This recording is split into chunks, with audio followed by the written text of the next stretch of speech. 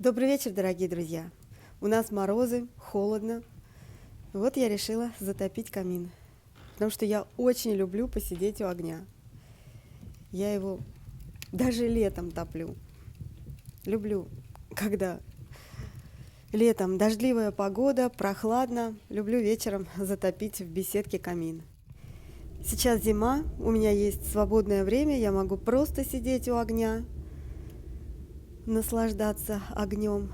А летом я обычно что-нибудь делаю в беседке, и когда горит огонь, так приятно. Люблю овощи на костре запекать, картошку, помидоры, конечно же, перец, баклажаны. Такой вкусный овощной шашлык получается из запеченных овощей.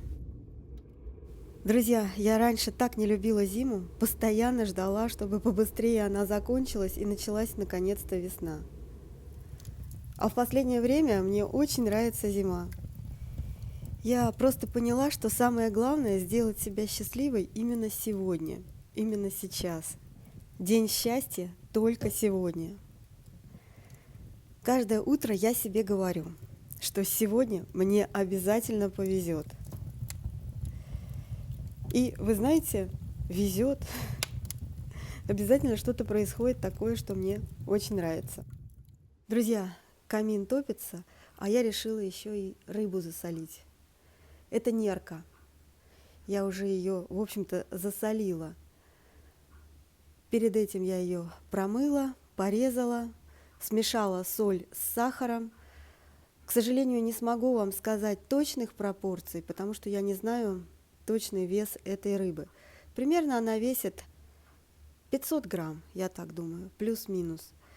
Я взяла чуть меньше, чем пол-столовой ложки соли и почти целую столовую ложку сахара. А это приправа для рыбы. Вот сейчас посыплю специями. Вот, я посыпала специями, сейчас накрою гнетом. И завтра она будет уже готова. Завтра попробуем, что получилось.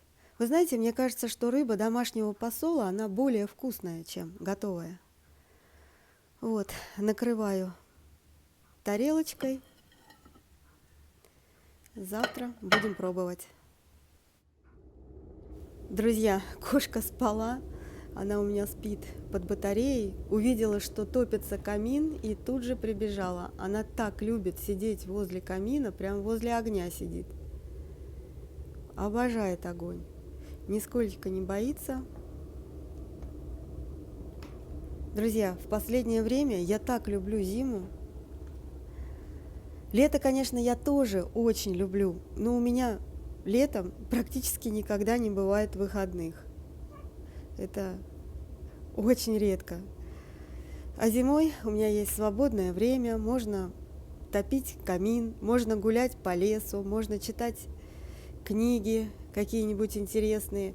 Самое главное – делать дела, которые приносят удовольствие. Правда, Маргош?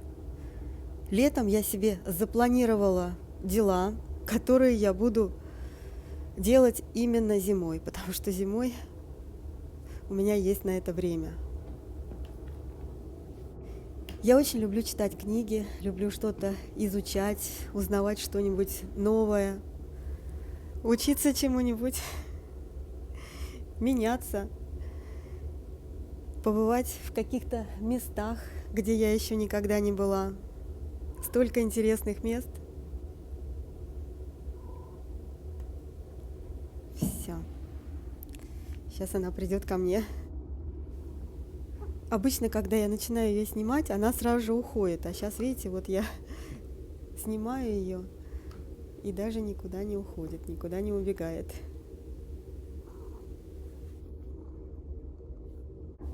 Друзья, если вам понравилось это видео у камина, то напишите, пожалуйста, в комментариях. Я почаще буду снимать такие видео, потому что я люблю топить камин, люблю сидеть у огня.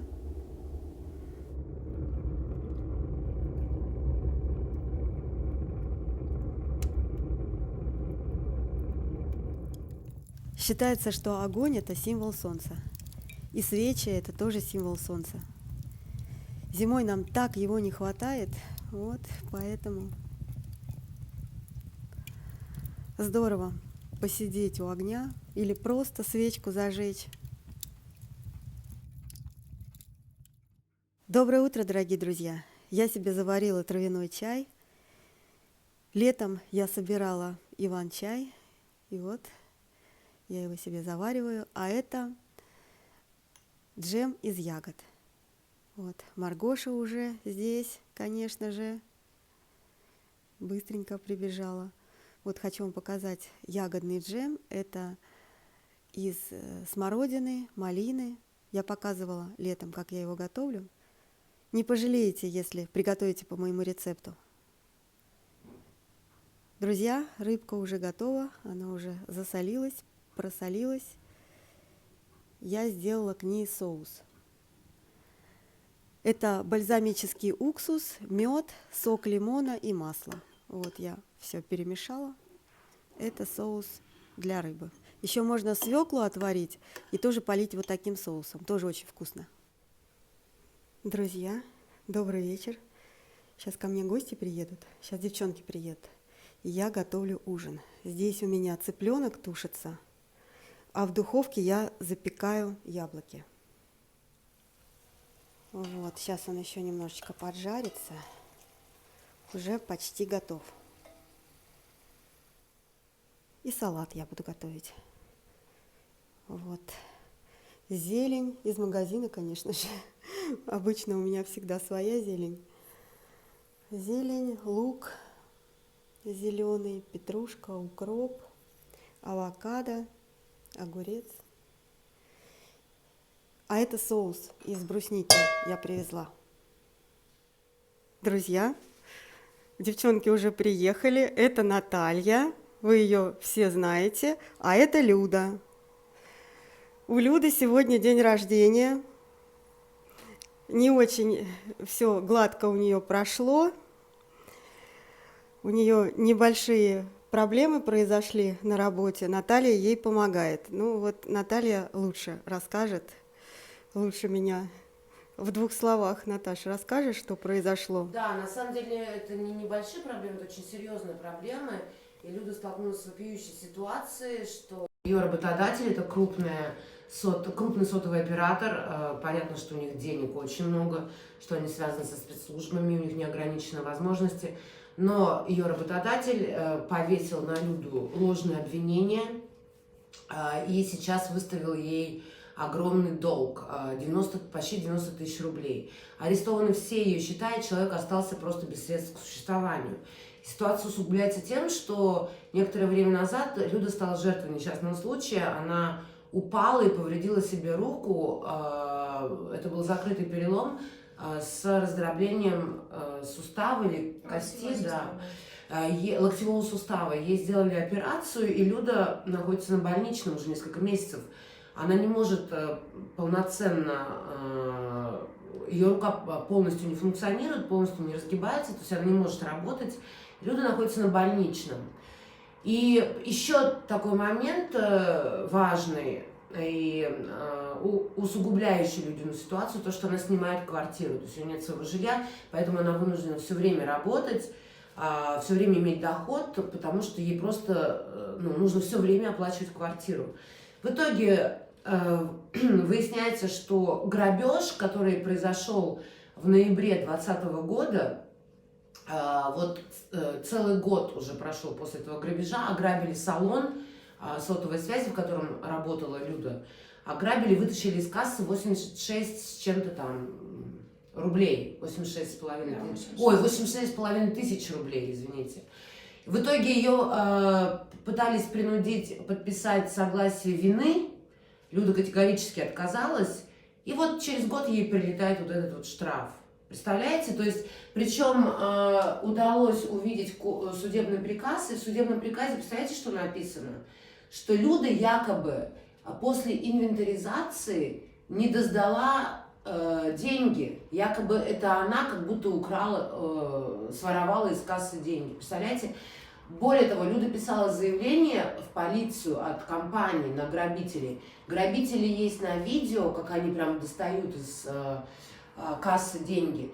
И в итоге это все просто, на это приходят отписки, МТС подает на нее в суд, причем подает в суд в Севастополе по месту ее постоянной регистрации. Она даже не знает об этом судебном заседании, все проходит за ее спиной. Она узнает об этом, когда ей прилетают аресты счетов, всех, абсолютно всех счетов. То есть компания МТС поступила абсолютно по-скотски. Вместо того, чтобы найти грабителей, вешают вину, ложные обвинения предъявляют сотруднику, который и так находится в очень уязвимом положении.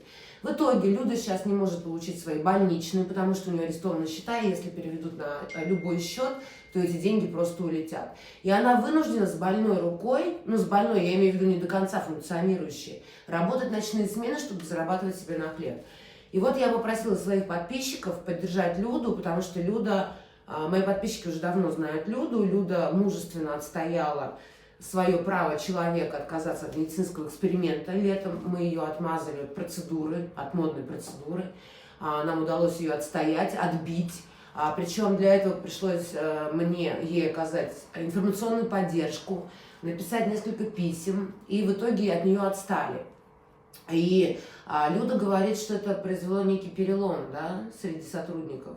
Ну, что люди стали понимать, что не надо бояться, не нужно покупать эти номера, что можно просто сказать нет. Ну, и Люда боец, она на многие передовых. Писали в WhatsApp, нашли мой номер, многие писали, да. Люда борется на передовых, она борется за, понимаете, каждый такой случай, это на самом деле общественно значимый поступок. Потому что люди смотрят, и нужен пример, понимаете, что если кто-то получил успех вот в таком противостоянии власти, а это противостояние власти, это противостояние на самом деле фашизму, медицинскому фашизму, то люди начинают обретать большую уверенность в себе, потому что у нас на самом деле очень запуганный народ, очень неуверенный в себе, с холопским менталитетом, который формировался десятилетиями. Поэтому Люда проводит очень важную работу. Она не только себя спасла на данный момент от этой процедуры, она еще многим дала уверенность и надежду на то, что наша жизнь все-таки в наших руках. Поэтому давайте поздравим Людмилу. Вот Наташа Спасибо. Сегодня очень любезно пригласила нас в гости. Подписчики собрали Люде подарок, я его передала. И, ну, может быть, ты что-то скажешь от себя? Да, я очень искренне хочу сказать вам спасибо. Я даже не могу подобрать слова на самом деле. Для меня таких подарков никто никогда не делал. Вот. Это очень приятно чувствовать, что ты не одинока, да? Что Да. Это очень важно, уважаемые друзья. Не надо рассчитывать на свои деньги, на свои ну, там, не знаю, возможности какие-то. Всегда, вы помните, Алла Пугачева пела: не имей 100 рублей, имей 100 друзей. Это вот действительно люди, которые вас поддерживают, это сила. И вот Людмила сейчас на себе прочувствовала эту поддержку, и мы очень рады, что она не одна в свой день рождения, и в такой сложный период для ее жизни ее поддерживают, в том числе и твои земляки из Крыма.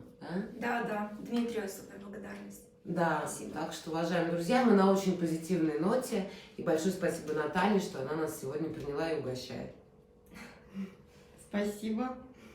Да, хорошо? Да, все здорово. И мы пьем сок. Вишневый. Да. Вишневый. Мы против.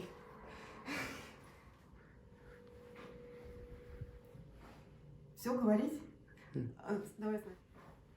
Уважаемые друзья, у меня небольшое обращение для садоводов, для дачников, для садоводов. Если кто-то выращивает томаты, то вы можете у меня купить семена.